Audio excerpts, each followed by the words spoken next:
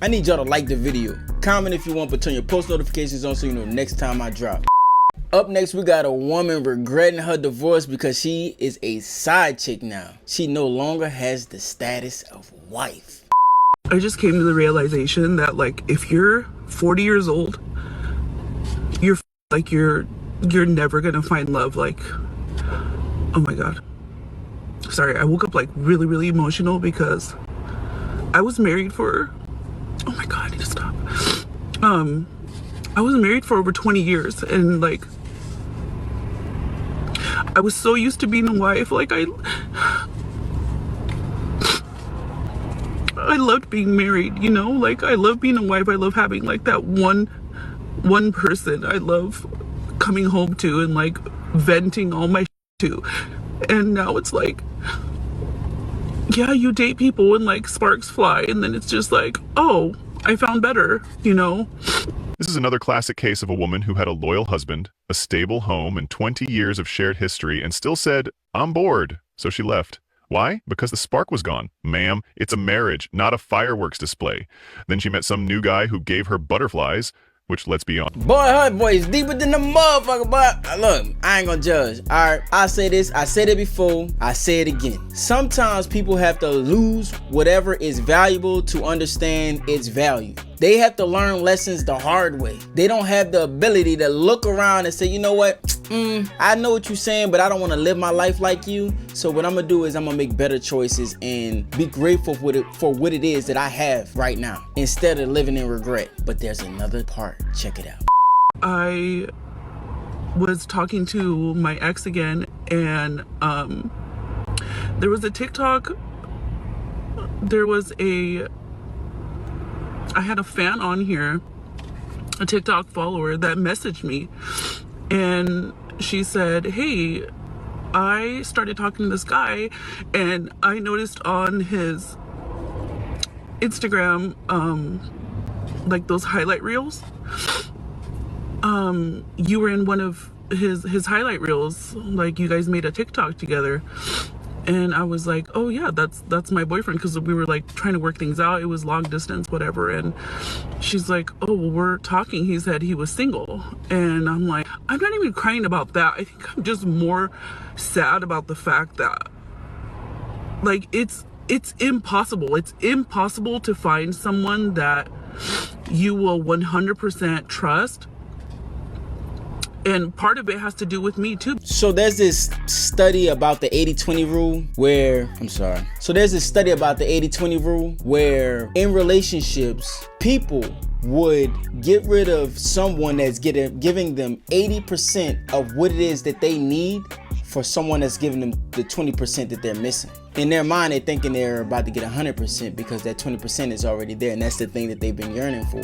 What happens is, just like Cardi B, you go out and you see how vicious the dating pool is and how inflated your ego became because you were a kept woman. And so your expectations of what you think reality is was only set by your husband. So you take that and you think that you can advance with the same expectations you have for your husband and bring that to the dating market. And that's not how it is. This is the Wild West. The grass ain't always green on the other side. Hold up, there's a part 3. Honestly, 99% of the time it's because they're cheating, you know, because it's so accessible. Social media, talking to other women. Why do we still have my seatbelt on? ladies and gentlemen, this man didn't just bounce back. He leveled up. Went from husband to player of the year, full transformation, new stats, new jersey, whole new league. She left thinking he'd be at home in a hoodie, crying into a pillow, blasting sad songs, and eating ice cream straight from the tub. Nope. Instead, he hit the gym, hit the glow up, and hit reset. Now, he's got options, like Netflix, but in real life. He's out here double booking emotions like it's Open Table. And the plot twist? He turned the same woman who divorced him into his midweek side quest. She really thought she could just stroll back in like it was still her show. She thought she was the main character. Turns out she's now a recurring guest star with no lines and limited screen time. She figured he'd always be there, waiting around while she found herself. But he evolved. He moved on.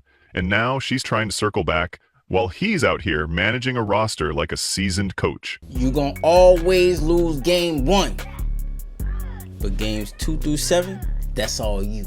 Cause she gon' spin the block. You determine how much you want to punish her. I'm gonna tell you how you do that though. You got to level up. Got to level up. Bad advice. All bad advice. But I would make her ass suffer. This is exactly the reaction I would be looking for. How tall are you? I'm 5'3". How much do you weigh? That's none of your business. I told you I was fat. Oh, okay. We don't play that shit on my channel. You get your big fat ass on somewhere then. God damn! I don't deal with you big sassy ass broads. Bitch, don't kill my vibe. Where would you rank yourself on the marketplace? 8. Out of what, 100? Okay, what is it? What we rating from 1 to 10? If you, yeah. Okay, 9. God damn! Okay, have a good day. If you had to rank yourself on a scale from 1 to 10 and you can't use 7, face only, no hair extensions, your natural hair, your natural face, what would you give yourself? Interesting. 8. Nope. No? No. Okay, so if I wanted a high value man, what do I do? Be reincarnated. You can't get one. I'm gonna be honest, you can't. I have a master's in public administration, and I have a law degree. How tall are you? 5'9". Dress size? 16. You didn't choose to be single. I'm sorry? Man, a lot of women like to give Kevin Samuels a hard time, but he only gave the same energy that the women were giving to him back to them. Like, what do you expect? But they did come up with some funny ass moments, I ain't gonna lie. I love her. And Shawty's not my girl. Ain't never been my girl. Is my side bitch.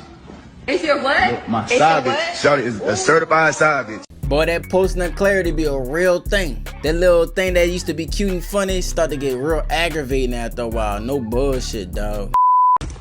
Hey, bro, you know what I just realized? You're not stronger than me. Let's go. The fucking squirrel is back. It look evil as fuck. I'm terrified. Oh my god. Oh my god. Yes, you bitch. Why are you approaching me? Can you not? Sir, can I? What the fuck? Simon, don't touch my phone. You're excited. If anybody believes that these two should not be wed, speak now or forever hold your peace.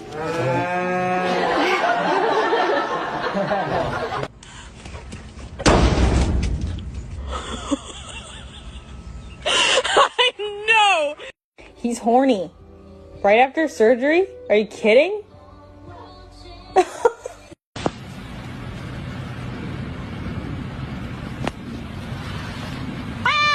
I ain't gonna lie, when you become a pet owner, you start to have like a newfound like appreciation for animals. I don't know, it's crazy. On 9/11, Keith missed a flight that crashed into the World Trade Center, which means that he is personally responsible for killing the 2 people who took his seat.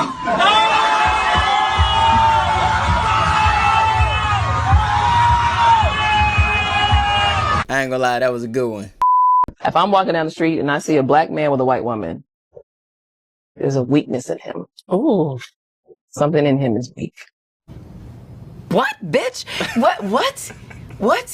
When I see a black woman with a white man, despite all the historical context that we know that sits behind that, I think, oh, she must have got she's tired. Like she must have got so fed up that she's getting to rest now. What kind of shit is that? Bruh, the valleys they will cross, the mountains they will climb to avoid accountability. So let me get this straight. Black man, white woman, weak. White man, black woman, tired. Bruh, I am totally convinced that they know exactly what they doing to black men because the projection is real. It's uncanny. If anybody's tired, it will be the black man of dealing with that crazy ass attitude that black women have. Accountability in this one is non-existent. You can obviously tell.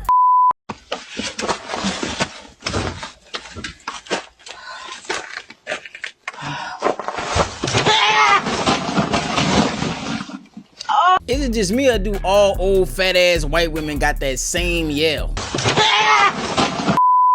I know the fuck.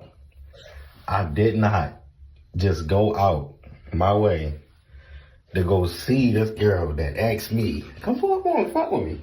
Come fuck with me. I went to go fuck with her. Me going to go fuck with her. First time he said it for real, pull up on all that type shit. You feel me? Doing my thing. We talk. We get in the conversation. Let me get straight to the point. We got to the conversation. What you do? I do this. You do this. I do that. We got to the funny stage. Like, what you know how to do for real? She's like, I know how to sing. I said, for real? She like, well, I sound like fucking Whitney. I sound like fucking Whitney. I said, you sound like Whitney? I said, you know I gotta hear some shit. Like, let me hear some shit right now. Fuck it.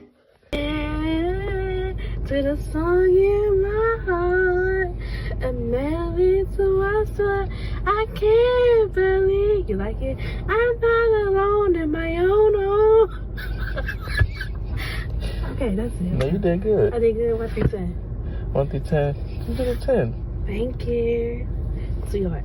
First of all, let me give you a masterclass real quick. This nigga totally failed. I'ma tell you how. This bitch knows she can't sing. What she wanna do is she wanna see where she gonna rank you as far as niggas is concerned. How real you keep it is how high you get. The fact that he said it was a 10 automatically ranked him low. She automatically know that he here for some pussy, that's it. So he gonna say whatever, however, whenever to get next to that pussy. She didn't rank them. Now, if he would have kept it real and be like, man, get the fuck out of here with all that, man. She would have ranked him a little higher. He would have definitely got that pussy on command. That's real talk. Everybody shut the fuck up. Hey, shut the fuck up. Let me tell you something right now. If you made it this far, check out the video we just did where we have a woman who took 7 years to realize she regrets her divorce. It's crazy. Check it out.